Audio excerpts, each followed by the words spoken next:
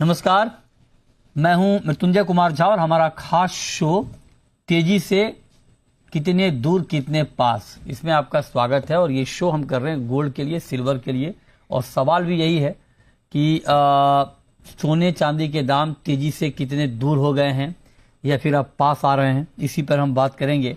इन तमाम मुद्दों पर हम बातचीत करेंगे। बातचीत के लिए हमारे साथ मेहमानों का एक खास पैनल है। हमारे साथ हैं Rajesh Rokade, chairman all India gem and jewellery domestic council के। तो आप तीनों का बहुत स्वागत है। रोकड़े जी, पहला सवाल आपसे ही, चूंकि अभी अभी आप लोगों की बहुत सारी मीटिंग भी हुई है, आप बताइए, उस पर तो हम बात करेंगे, लेकिन आप ये बताइए सर कि ये गोल्ड के दाम मतलब उम्मीद से ज्यादा गिर रहे हैं। जितनी संभावना नहीं थी उससे ज्यादा गोल्ड के दाम गिर गए हैं। अब तो अलग ऐसे ऐसे टारगेट आ रहे हैं कि मतलब आप सोचिए कि बैंक ऑफ अमेरिका ने कहा है कि 3600 तक भी गोल्ड के दाम गिर सकते हैं। हालांकि मैं ऐसे टारगेट पे इसलिए यकीन नहीं करता हूं कि इस तरह के टारगेट मंदी में ज्यादा मंदी वाले आ जाते हैं, तेजी में ज्यादा तेजी वाले आ जाते हैं। खैर वो अलग बात है, लेकिन आप बताइए, क्या आपको लगता है कि अभी और गिरावट बढ़ सकती है? या मृत्युंजय जी, देखिए अभी गोल्ड और सिल्वर में दोनों एक रेंज बाउंड में आके खड़े हो चुके हैं। और आपने देखा होगा पिछले करीब मैं देख रहा हूँ 1.5 महीने से करीब $4,000 के आसपास ही चल रहा है। अगर अब देखा जाए तो 4,000 को इसके पहले भी तोड़ चुका था हम्म। इंटरनेशनली। अभी भी हम्म। 4,000 थोड़ा है, मैं ऐसा नहीं कह रहा हूँ, लेकिन बहुत ज्यादा मुझे उम्मीद नहीं दिख रही कि 3600 या इससे भी नीचे आने की संभावना मुझे बहुत कम दिख रही है। हम्म। और ये बात भी उतनी सच है जैसे कि आपने कहा कि जब भाव नीचे आता है तो सभी लोग मंदी में और नए टारगेट्स देते हैं। हम्म। बट ओवरऑल परिस्थितियां ऐसी है कि ये सब हुआ क्यों? ये हम्म। हुआ है, आपको सबको पता है कि ईरान और इजराइल और यूएस के कारण, और जिस तरीके से इन्फ्लेशन का डर और इस वजह से दबाव जो गोल्ड पे आया है, ये उसका एकमात्र कारण है। लेकिन अब ये कभी सीज फायर टूट जाता है, फिर से सीज फायर हो जाता है, और अभी ये एक तरह से एक्सेप्ट कर चुका है। जिस तरह से आपको याद होगा यूक्रेन और रशिया की बहुत जब वार चल रहा था तो बहुत ज्यादा उसी की बातें होती थी, उसी का इम्पैक्ट करके गोल्ड काफी बुलिश हुआ था। तो अभी मुझे ऐसा लगता है कि करीब करीब ये डिस्काउंटेड हो चुका है। और एक खास बात जरूर मैं बताता हूँ, देखा जाए तो इंडिया में अगर 9% कस्टम ड्यूटी नहीं बढ़ी होती तो रेट इससे भी नीचे होते। और ये एक अपॉर्चुनिटी वाले रेट है, मुझे ऐसा लगता है। बहुत ज्यादा मंदी या हम्म। बहुत ज्यादा गोल्ड के रेट नीचे आएंगे ऐसा मुझे बिल्कुल नहीं लगता है। अभी भी अगर कम आते हैं तो $100 के ऊपर की, अगर आपको याद होगा इसके पिछले वाला इंटरव्यू हमने जब किया था तब भी मैंने यही कहा था हम्म। कि एक 4,000 या 3,900 के आसपास के रेट जो है वो बाइंग वाले रेट्स होते हैं, क्योंकि अभी एक मार्केट बुलिश रन पे आया नहीं है। और निश्चित तौर पे इसके ऊपर आपकी बात ठीक हो सकती है, मैं इससे इनकार नहीं कर रहा हूं, लेकिन दिक्कत यह है कि जब गोल्ड के दाम $5500 से घट के $5,000 आए, तो तब भी बहुत सारे एक्सपर्ट्स को लग रहा था कि अट्रैक्टिव प्राइस आ गया है बाइंग के लिहाज से। आप भी $5,000 पे बोल रहे थे कि अब यहां से ज्यादा नहीं गिरेगा। फिर दाम 4500 आ गए। 4500 पर भी आप लोग बोल रहे थे कि अब तो बिल्कुल बाइंग का लेवल आ गया जी, अब यहां से तो मुश्किल है, ले लो।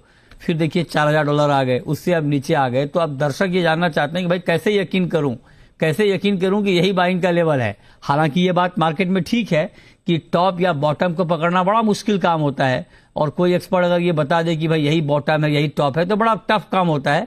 लेकिन ठीक है, अपना अपना एजम्पशन है, वो अलग मसला है। तो रोकड़े जी, अब मैं आता हूं दूसरे मुद्दे पे। एक बात तो आप लोग कह रहे हैं कि ऑलमोस्ट मार्केट को बॉटम आउट समझना चाहिए, और ठीक है, मतलब ये अंदाजा है, और क्योंकि पूरा एकदम एग्जैक्ट नाप के बॉटम को पकड़ना या टॉप को पकड़ना बहुत मुश्किल काम होता है। लेकिन जैसे मनोज जी कह रहे थे कि बहुत ज्यादा तेजी मंदी नहीं है, 10% के ऊपर नीचे मार्केट रहेगा। अब मैं आपसे जानना चाहता हूं कि जब आप इस प्राइस पे गोल्ड खरीदने की राय दे रहे हैं, तो आपके दिमाग में गोल्ड में ऊपर का टारगेट क्या चल रहा है? पे जिस तरीके से मनोज भाई ने भी कहा, और शायद उन्होंने जो रेंज है वो 3600 तक के भी कही, लेकिन मुझे नहीं लगता है कि 3600 3800 तक के एक बार का, बहुत अगर मैं नीचे भी पकड़ता हूं तो 3800 तक के एक बार की रेंज बन सकती है। लेकिन ऊपर जाने के लिए उसे $5,000 तक के जाने की संभावना है। एक बड़ा फिगर मैं आपको बता रहा हूँ, और शायद ये इसी साल हमें दिख जाएगा, ये भी मुझे अंदाजा है। क्योंकि दिवाली के दरमियान अच्छी खासी खरीदारी होती है और 2 बार इसकी बाइंग होती है। आप देखेंगे केवल एक इंडिया में ही अगर मैं फेस्टिव सीजन का हमारी जो बाइंग होती है वो भी एक ऑल ओवर वर्ल्ड में कहीं ना कहीं इम्पैक्ट करती है। हाँ, इस बार आपने देखा होगा कि ओवरऑल जिस तरीके से दबाव बना हुआ है गोल्ड पे, वो केवल और केवल इन्फ्लेशन के कारण है। और मुझे एक और मतलब फेड के जो रिजल्ट आते हैं वो भी बहुत ज्यादा डिपेंड करते हैं कि कहाँ ये मार्केट जाएगा। तो ओवरऑल अगर मैं देखता हूं तो 3800 के ऊपर ही मैं अभी भी गोल्ड में प्रिडिक्ट कर रहा हूं। लेकिन ऊपर का जो आपने टारगेट के लिए पूछा, तो मैं 4400 नहीं, मैं 4400 भी ऊपर की लेवल इसी साल दिखेगी, ऐसा मेरा अनुमान। और लॉन्ग टर्म के लिए मैं गोल्ड के लिए अभी भी बुलिश में ही हूं। शॉर्ट टर्म के लिए कभी भी कोई भी ट्रेडर एकदम कोई ऐसा नहीं कह सकता है कि बहुत इमीडिएटली आपको ये मिलेगा, प्रॉफिट मिलेगा। लेकिन लॉन्ग टर्म के लिए 100% एक सेफ हेवन आज भी गोल्ड बना हुआ है। अच्छा, तो लॉन्ग टर्म के लिए आप कह रहे हैं कि एक सेफ हेवन बना हुआ है, इस पर आप नजर रखिए।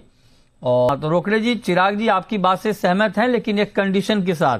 वो कह रहे हैं कि अगर वॉर खत्म हुआ और $65 क्रूड आया तभी, तो आप भी इस कंडीशन के साथ कह रहे हैं 5000, या आपके पास कोई कंडीशन नहीं है, आपको लगता है कि जाएगा ही जाएगा, मनोज जी कुछ भी बोले, चिराग जी कुछ भी बोले, उससे कोई फर्क नहीं पड़ता? होते हैं चिराग जी से मैं सहमत हूं। उन्होंने जो बात कही है बिल्कुल सही बात कही है। और एक बात समझने की जरूरत है, मार्केट में प्रॉफिट तभी बनता है जब मार्केट में कामकाज हो। अभी आप देखिए फिजिकल, हमारा जो फिजिकल मार्केट से ज्यादा वर्क आज कॉमेक्स में और एमसीएक्स में वर्किंग होता है 10 टाइम, अगर मैं एक अनुमान लगाता हूं। और अगर ये रेंज बाउंड रहेगा तो मार्केट में प्रॉफिट नहीं होगा। और प्रॉफिट बुकिंग ऑलरेडी 3 से 4 बार अभी आपने पिछले 3 महीने में देख ली है। ठीक बात है। तो प्रॉफिट बुकिंग होने के बाद कहीं ना कहीं मार्केट में फिर से एंट्री करना लाजिमी है। और आपने देखा होगा कि अभी सरकारी बैंक भी थोड़ी सी रुकी पड़ी है खरीदारी करने के लिए, क्योंकि सभी को इन्फ्लेशन का डर है। और जिस तरीके से मिड टाइम इलेक्शन के चांसेस है, उसमें भी 100% अगर परिस्थितियां यूएस की चेंज हो जाती है तो 100% मुझे लगता है कि ये गोल्ड को फेवरेबल ही रहेगा। और देखिए, ट्रंप को तो प्रिडिक्ट करना शायद ही एक मुश्किल है। मतलब कोई बता ही नहीं सकता कि कल क्या हो। पता नहीं कल शांति वार्ता हो जाए, कल और कुछ हो जाए। क्योंकि जिस तरीके से यूएस को भी हानि हुई है, वो भी छोटी हानि नहीं है। तो एक मुझे अभी भी डाउट है कि बहुत जल्दी ये परिस्थिति एकदम डाउन वाली परिस्थिति से हम लोग ज्यादा दिन नहीं रहेंगे। और अच्छा, ठीक है रोकड़े जी, ये तो मैं अब गोल्ड की पूरी बात हुई। मैं अभी गोल्ड पर अलग अलग रुपये में भी आप लोगों से टारगेट पूछूंगा। क्विकली मैं ब्रेक पे जाऊं, उसके बाद चांदी पर बात करेंगे। क्विकली रुपी टर्म में क्या प्राइस देख रहे हैं आप इस साल के आखिर तक गोल्ड में, आप रोकड़े जी? मुझे लोअर साइड 137 तक के मैं गोल्ड को प्रेडिक्ट कर सकता हूं ज्यादा से ज्यादा। लेकिन ओवर साइड अगर मैं देखता हूं अपर साइड में, तो 170 175 फिर से नए रेट्स दिख जाएंगे। हम चांदी की चर्चा करें उससे पहले रोकड़े जी, एक सवाल आपसे, चूंकि आप जीजेसी के चेयरमैन हैं सर, आप बताइए कि जो बीच में पीएम की अपील थी कि 1 साल तक गोल्ड ना खरीदें, उसके बाद आप लोगों ने अलग अलग सुझाव दिए थे कि कैसे डोमेस्टिक गोल्ड को बाहर लाया जाए, इंपोर्ट पे डिपेंडेंसी कम हो, उसको लेकर बात कहां तक पहुंची है सर? कुछ बातचीत बन पा रही है उसमें? कुछ फार्मूला आ रहा है? जी बिल्कुल, सरकार इसमें बहुत ही सकारात्मक है और सरकार ने बहुत सारी बातें हमारी सुनी भी है। मैं बस आज टीवी चैनल पे तो ये कुछ बोल नहीं पाऊंगा, उसके लिए और भी डीप उसकी जानकारी नहीं दे पाऊंगा। लेकिन इतना पक्का है कि सरकार इस पे सकारात्मक है और शायद इंडस्ट्री के लिए और देश के लिए एक बहुत बड़ा कदम शायद आने वाले दिनों में इस इंडस्ट्री के लिए लेते हुए दिखने की संभावना है। अच्छा, ठीक है। आपका व्यू राजेश जी सिल्वर पे सर?